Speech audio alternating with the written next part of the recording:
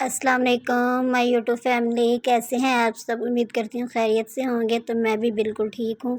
तो यहाँ पे आज मैं बना रही थी मैकरोनी। तो उसके लिए मैंने ये सब्ज़ी कट करने लगी थी। तो ये मैंने गाजर और शिमला मिर्च ली थी, तो इनको मैंने अब कट करना था।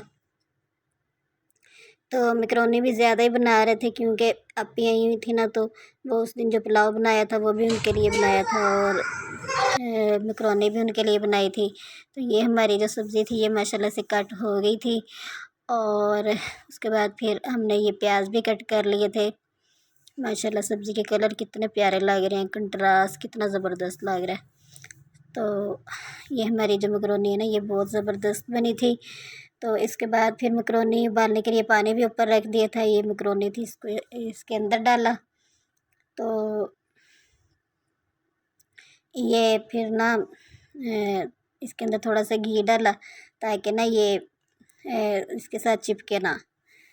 तो इस तरह अगर चावल भी उबाले ना तो उसमें भी इस तरह डाल लिया करें, इसके बहुत ज़्यादा फ़ायदे होते हैं। तो उसके बाद ना फिर ऑयल डाला था। तो उसके बाद फिर इसको उबाला मैकरोनी को। तो आप भी मेरे तरीके से ना ज़रूर बनाएं, ज़रूर ट्राई करें, आपको बहुत ज़्यादा मज़ा आएगा। ये ना वो मैकरोनी बनाने के लिए हमने ऊपर पतीली रख दी थी और उसके अंदर प्याज डाल दिए थे फ्राई करने के लिए। तो ये हमारे प्याज जो है ना ये फ्राई हो रहे थे। बहुत ज़बरदस्त हमारी मैकरोनी बनी थी, बहुत ही मज़े की बनी थी। आप भी एक बार ज़रूर मेरे तरीके से बनाना ज़रूर ट्राई करना। तो ये फिर ना इसके अंदर हमने सब्ज़ियाँ डाल दी थी फ्राई करने के लिए। तो इनको भी थोड़ी देर फ्राई किया था। तो बहुत ज़बरदस्त बनी थी। तो इनको हमने अच्छी तरह हिलाया।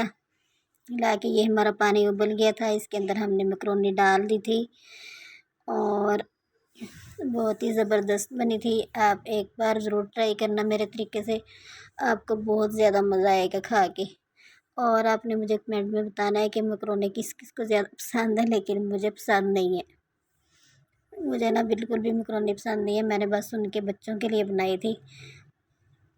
और ये फिर इसके अंदर ज़्यादा थी ना, तो इसलिए ये मसाले भी बहुत ज़्यादा थे और बने भी बहुत ज़्यादा स्पाइसी थी। मैंने तो बस एक चम्मच ही लगाई, तो इतनी तेज़ मिर्चें थीं। तो फिर मैंने तो नहीं खाई उसके बाद, तो मुझे पसंद भी नहीं है। तो जिन्होंने खाई उन्होंने तो बस खा ही ली। बच्चों ने भी बड़े शौक़ से खाई और बड़ों ने भी केचप और वो मायोनीज़ डाल डाल के ना बहुत शौक़ से खाई। तो ये फिर ना यहाँ पे हमारी मैकरोनी जो है ना ये उबल रही थी और ये जो मसाला ये तैयार हो गया था, देखे कितना स्पाइसी लग रहा है। और ये फिर उसके बाद हमने किचन को किया था छोटा छोटा बारीक। तो शेल्फ़ साफ़ ही थी, तो मैंने कहा शेल्फ़ के ऊपर ही कर लो, हर वक्त इस्तेमाल होती रहती है। तो इसको पहले अच्छी तरह साफ़ कर लिया था, फिर इसके ऊपर ही कर लिया था चिकन छोटा छोटा ना। तो फिर ये भी इसके अंदर डाला था। तो बहुत ज़बरदस्त वैसे बनी थी, लेकिन मुझे मिर्चें बहुत ज़्यादा लगी थी, इसलिए फिर मैंने नहीं खाई। मैं तो बहुत हल्का खाती हूँ।